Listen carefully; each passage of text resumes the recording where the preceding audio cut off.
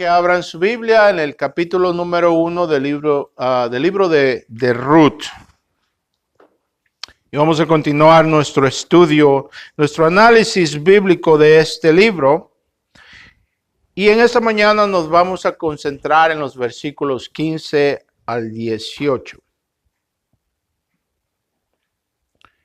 Ruth es un libro muy importante. La última vez en la introducción de este libro les dije que en ese libro se nos muestra un cuadro de redención y un cuadro que nos representa el amor de Dios que adopta incluso a aquellos que no pertenecen a la casa de Israel. Nos muestra lo que muchos teólogos han llamado el protoevangelio, es decir, un cuadro del evangelio en el Antiguo Testamento antes de que el evangelio sea revelado a su totalidad en el Nuevo Testamento. En esta historia vemos a un padre, vemos a una familia, vemos a una mujer que a pesar de las circunstancias decide ser fiel a Dios. Vemos a una familia que es conducida por el pánico y el miedo, no a Dios, sino que a las circunstancias, y eso los lleva al fracaso. Así es que vamos a leer de los versículos 15 al 18. Entonces Noemí dijo: mira, tu cuñada ha regresado a su pueblo y a sus dioses. Vuelve tras tu cuñada.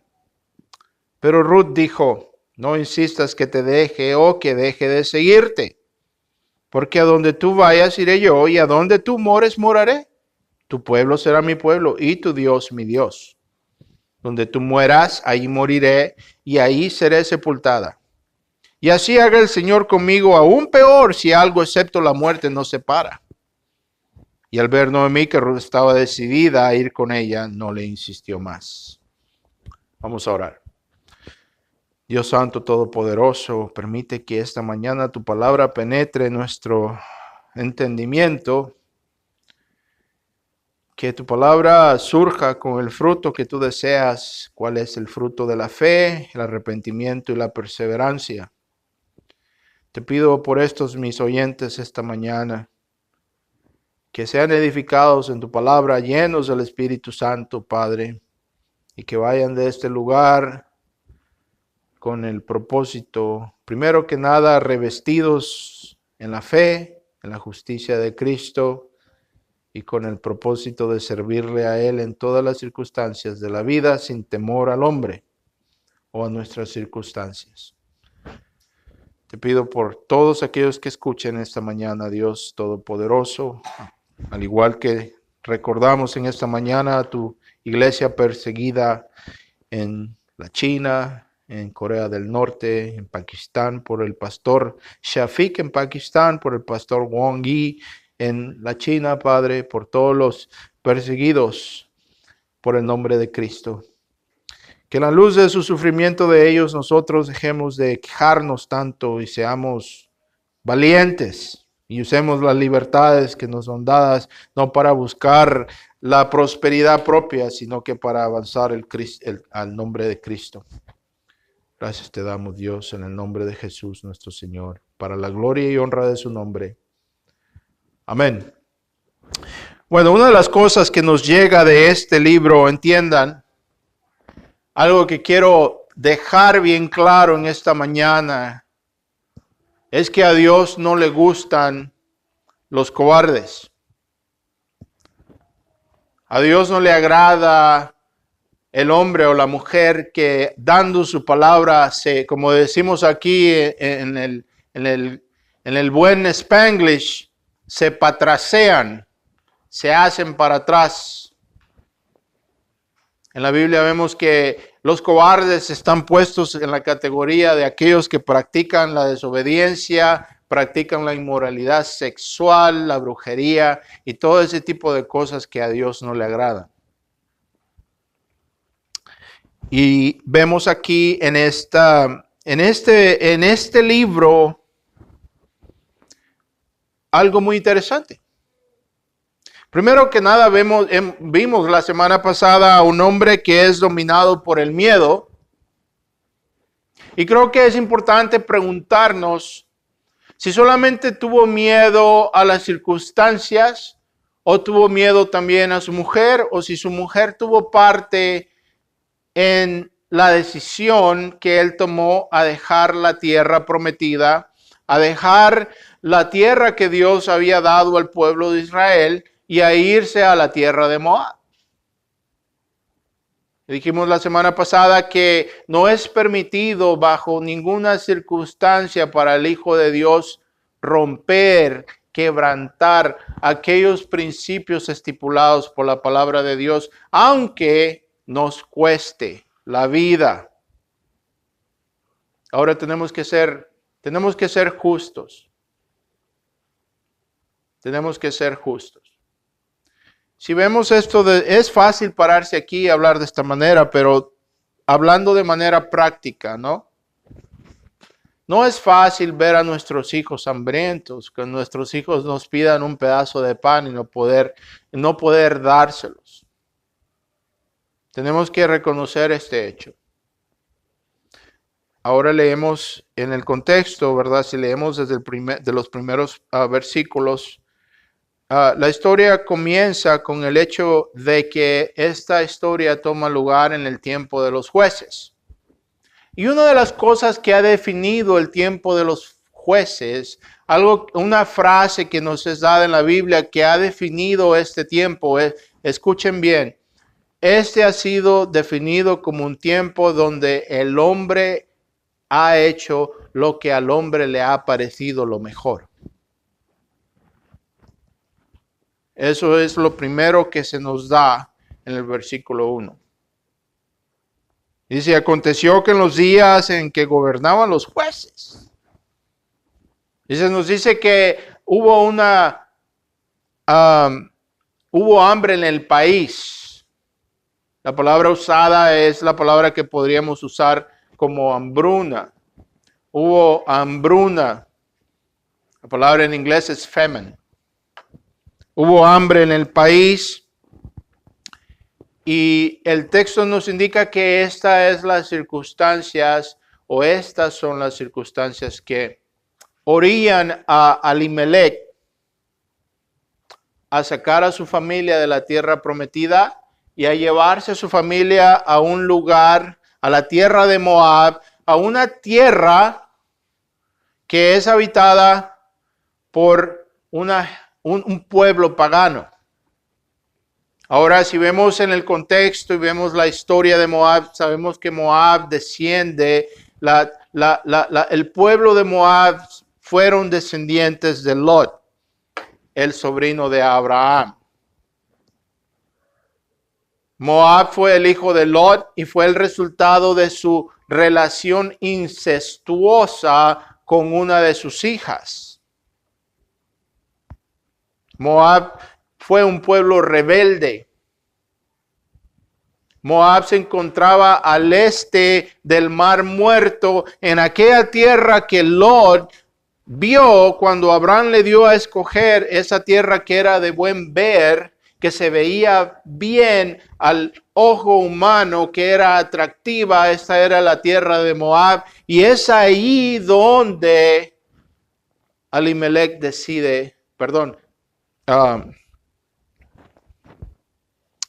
siempre lo confundo. Elimelech decide llevarse a su familia. Y de esta manera exponer a su familia a la depravación de aquel pueblo. Inevitablemente, una de las consecuencias es que sus hijos se ven obligados a tomar esposas de Moab. Ahora, al leer el texto nos damos cuenta que De alguna manera, Ruth y Orfa aparentemente habían aceptado, habían como parte de su matrimonio, como parte del hecho que se habían casado con efrateos de Judá, es decir, con judíos de la tribu de Efraín viviendo en Moab. Ellos habían adoptado, se habían vuelto prosélitos. Es decir, se habían vuelto prosélitos, es decir, habían adoptado la religión de sus maridos. Eso es obvio, porque se nos dice claramente que una de las exhortaciones que Noemí hace es a ellas a regresar no solamente a su pueblo, pero también a sus dioses. Ahora, vemos aquí que vale destacar que el miedo, el pánico de Elimelech se convierte en el instrumento que trae las consecuencias que él teme. Porque si bien es cierto que hubo hambre en la tierra, que hubo hambruna, también nos damos cuenta al analizar el texto, si ponen atención simplemente al versículo 19, cual no lo leímos esta mañana, se nos dice que cuando Noemí regresa a Belén, hubo conmoción en la ciudad. ¿Por qué? Porque le conocían a ella. Entonces podemos deducir por medio del texto que la hambruna no fue a severidad a tal que la gente murió. Mucha gente vemos que está viva, que sobrevivió y no dejó la tierra de Israel. Entonces vemos a un hombre que, llevado por el pánico, no sabemos si Noemí tuvo parte en ser causa. Lo más probable es que sí, porque eso es algo que sucede con las mujeres. Nos damos al pánico y a veces la mujer del hombre se convierte en una piedra de tropiezo para su marido, orillando al hombre a tomar una decisión que va en contra de los estatutos de Dios. Pero por favor no nos engañemos, porque tenemos que entender que Dios sostiene al hombre responsable. Adán trató eso, ¿no? Dijo, la mujer que me diste. Y Dios no le dijo, bueno, entonces déjame tratar con ella. No. Dios lo sostuvo a él responsable de su acción, e incluso por haberse dejado llevar por su mujer. ¿Verdad? Entonces tenemos que entender que el hombre tiene responsabilidad de proveer por su familia. Pero antes que nada, tiene la responsabilidad de ser íntegro y de obedecer a Dios antes que a todas las cosas. Y en esta vida pues nos va a llevar a momentos en nuestras vidas donde como hombres tenemos que pararnos firmes y decir a la mujer, no, hasta aquí llegamos. Esta es la línea, de aquí no vamos a pasar. Y creo que si la mujer es sincera, va también a conceder que una mujer respeta a un hombre que se pone los pantalones. Entonces vemos aquí que la proposición es la siguiente. Vemos que los dos hijos mueren. Vemos que el marido ha muerto, los dos hijos mueren. Al cabo de 10 años, Noemí se encuentra sin sus dos hijos y su marido.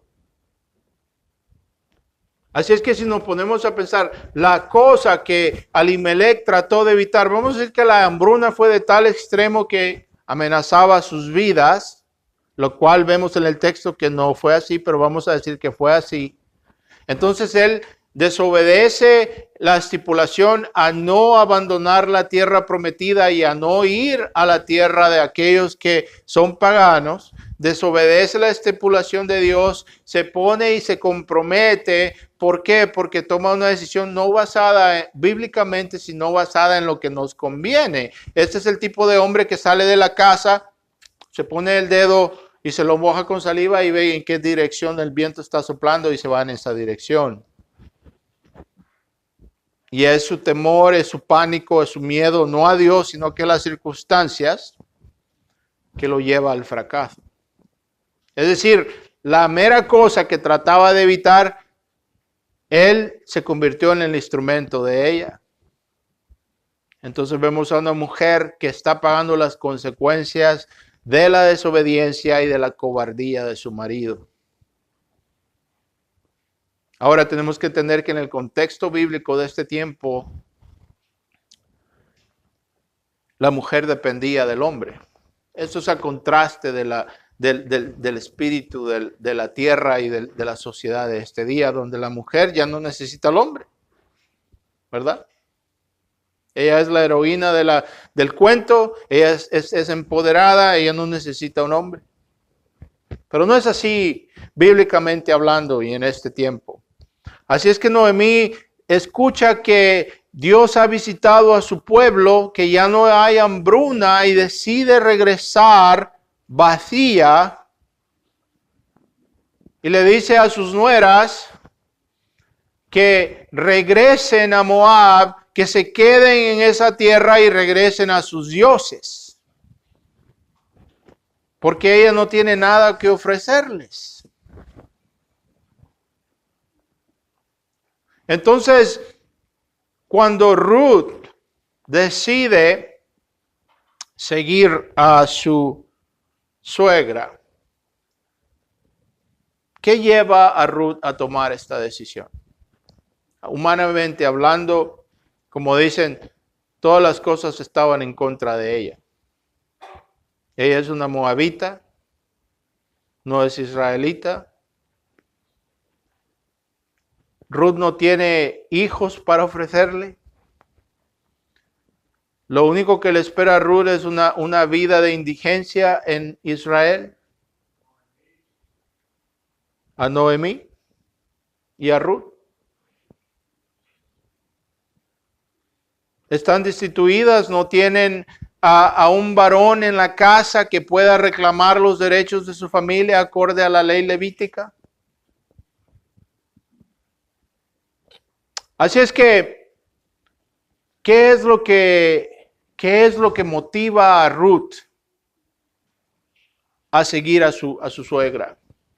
Y tienen que entender que la implicación aquí es realmente teológica. ¿Por qué? Porque es claro que Noemí les dice, regresen a su pueblo, encuentren marido y a sus dioses.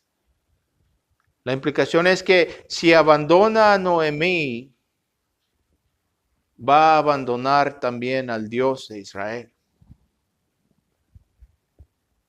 Pero aquí nos damos cuenta de un principio bíblico que es a veces descuidado o simplemente se ignora en las iglesias ahora en día. Y es lo siguiente, esta mujer tuvo que haber escuchado del Dios de Israel. Esa mujer tuvo que, quizás su marido le habló del Dios de Israel. Ella había entendido, escuchen bien, y este es el punto crítico. Ella entendió que seguir a Dios no es cuestión de conveniencia, no es cuestión de placer, no es cuestión que si me conviene. Es decir, Ruth no dijo, bueno, pues ¿será que me conviene seguir a Dios? Porque aquí me va a ir mejor. Estaba joven. Y se nos indica en el texto que era de buen ver. Pero ella entendió algo que muchos evangélicos y muchos pastores evangélicos no entienden en este día. Que es lo siguiente. Es lo que Pablo le dice a Timoteo en su primera epístola. que el seguir a Dios no es cuestión de ganancia en este mundo como el mundo define ganancia. Seguir a Dios es cuestión de justicia. Seguir a Dios es cuestión de lo que es justo, es cuestión de hacer lo que está correcto. Así es que Ruth decide seguir a Dios a pesar de las circunstancias, porque se da cuenta que no está bien abandonar al Dios vivo. Esa mujer tuvo más sentido común de lo que muchos evangélicos ahora en día tienen. Y es que no estuvo dispuesta a comprometer su fe. Escuchen bien, pongan atención. En el texto se nos indica que la proposición es la siguiente: regresa. Regresa a tu pueblo y a tus dioses. Pero ella se da cuenta que para ella, y aquí nos deja ver un destello de fe, para ella no es una opción el regresar. A pesar de las circunstancias, a pesar de lo que les espera, humanamente hablando, Noemí no tiene nada que ofrecer a Ruth. Humanamente hablando, como ella lo expresa, aun si tuviera marido en esta noche, cual no lo tengo, dice ella, aun si lo tuviese y quedase embarazada y pudiera tener hijos, no puedo darles un marido. Entiendan que en ese tiempo, bíblicamente hablando, el hombre era la validez de la mujer. Claro que esto resuena como anatema en la sociedad de ahora en día. Porque igual, volvemos a lo mismo, el hombre es despreciado en esta sociedad, la mujer es empoderada y no necesita del hombre, pero no bíblicamente hablando. ¿Qué es lo que Dios le dice a Eva en el jardín? Vendrá de la semilla de la mujer uno que aplastará la cabeza de la serpiente. Un hombre. Así es que la opción es a regresar. La opción es volver a esos dioses paganos. Volver a donde nos conviene. Ahora imagínense si Ruth hiciese o si el principio de razonamiento que usó Elimelech fuese adoptado por Ruth. Ruth hubiese dicho, bueno, muchas gracias, gusto de conocerte, ahí nos vemos.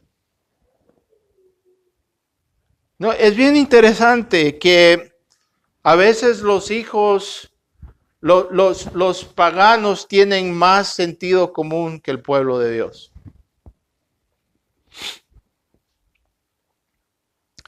Nuestro Señor Jesucristo encontró estas cosas y trató con ellas. Si van conmigo a Lucas, vamos a terminar aquí. Lucas capítulo 9. Y esta porción de las Escrituras ha sido sentada como la demanda del discipulado. Y aquí vemos que el Señor se encuentra una serie de personas.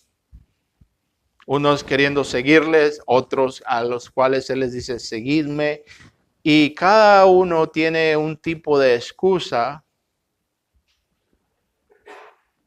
Y aquí el punto es este, escuchen bien. Quiero que entiendan el punto de este pasaje, es el siguiente. Seguir a Cristo demandará de nosotros toda nuestra atención.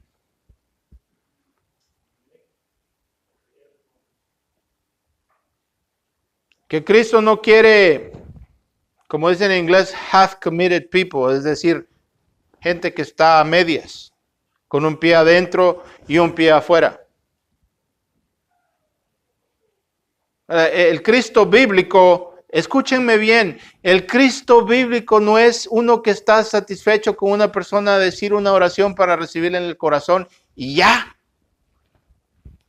Ya está vacunado contra la ira de Dios, ahora puede vivir como el diablo. ¿Por qué? Porque ya aceptó a Cristo en el corazón. Esa es una locura de la iglesia evangélica moderna. Porque el llamado al evangelio no es a decir una oración una vez o a pasar aquí enfrente, es a seguir a Cristo. Y no a seguirle a medias, sino que a seguirle con todo el corazón. Escuchen bien. Versículo 57. Lucas 9, versículo 57. Dice, mientras ellos iban por el camino, uno dijo, Señor, te seguiré donde quiera que vayas. ¿Verdad? Aquí vemos un hombre que está decidido. Ese es un hombre que, ¿verdad? Como muchos de nosotros en la iglesia, Señor, el domingo, no hombre, queremos, vamos a seguir y vamos a hacer y todas estas cosas. Mientras estamos llenos de emoción. En el versículo 58 el Señor le dice, las zorras tienen madrigueras y las aves del cielo nidos, pero el Hijo del Hombre no tiene dónde recostar la cabeza. ¿Qué es lo que quiere decir? Es decir, hey, si me vas a seguir, vas a sufrir.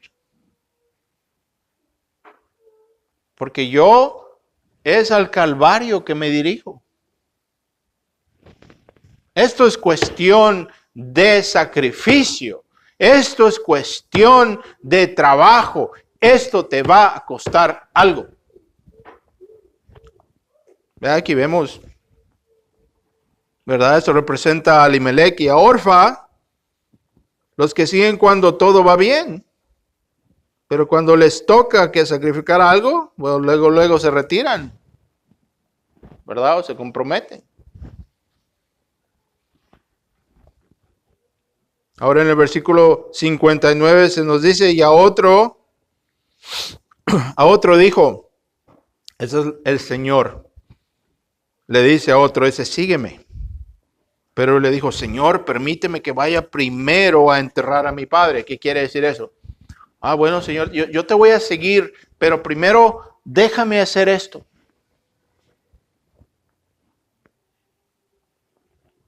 Pero escuchen lo que el Señor dice.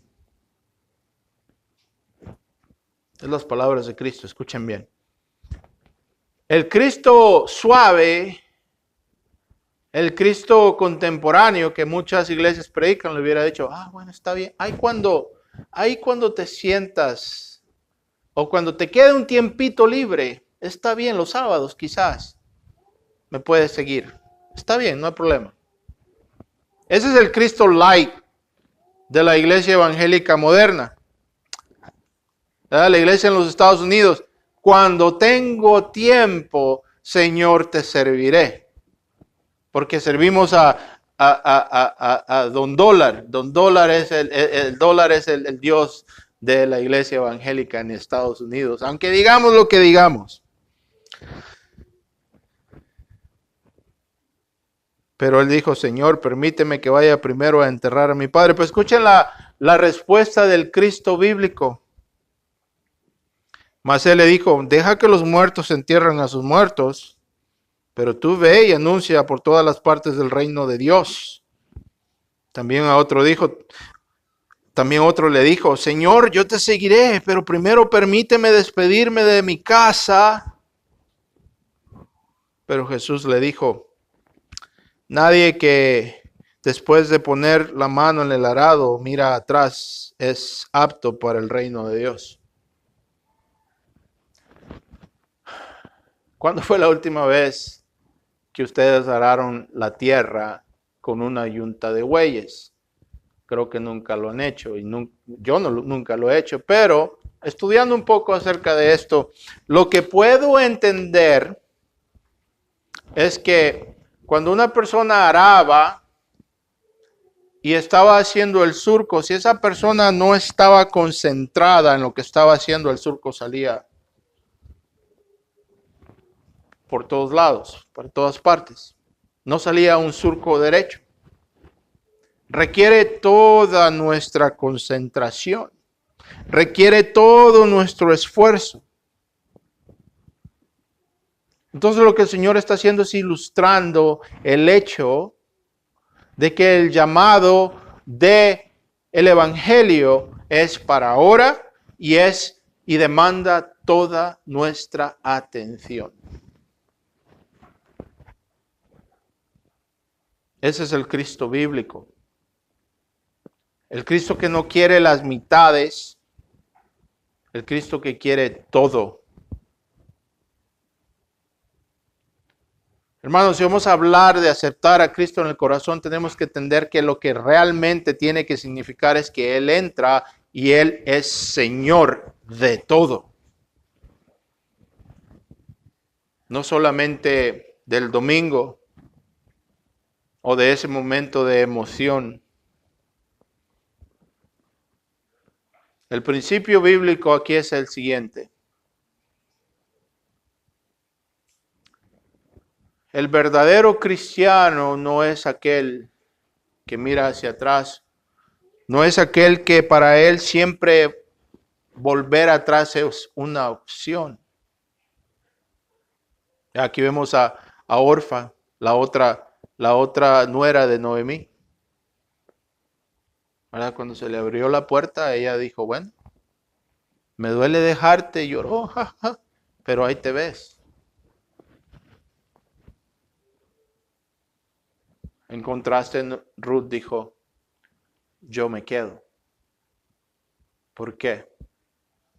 Porque Ruth entendió que el reino de Dios no es cuestión de placer, no es un crucero de placer. El reino de Dios es trabajo y sacrificio. Ahora tenemos que entender, para terminar,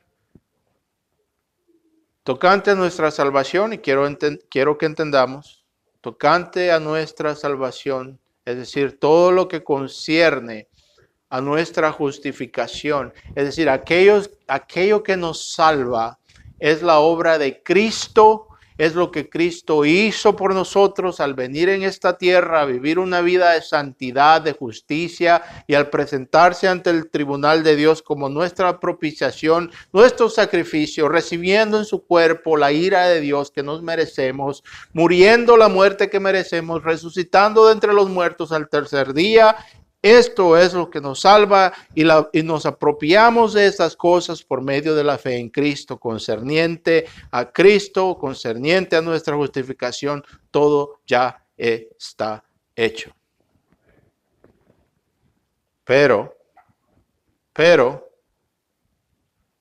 concerniente a nuestra santificación, eso es algo que nosotros tenemos que caminar en ella, como consecuencia de lo que Cristo ya ha hecho, porque es para ello que Dios nos ha llamado. Como Pablo dice, porque soy salvo por la gracia de Dios, no por las obras, para que ninguna persona se vanagloríe, para que ningún hombre se jacte, dice Pablo, porque somos hechura de Él en Cristo Jesús, para buenas obras.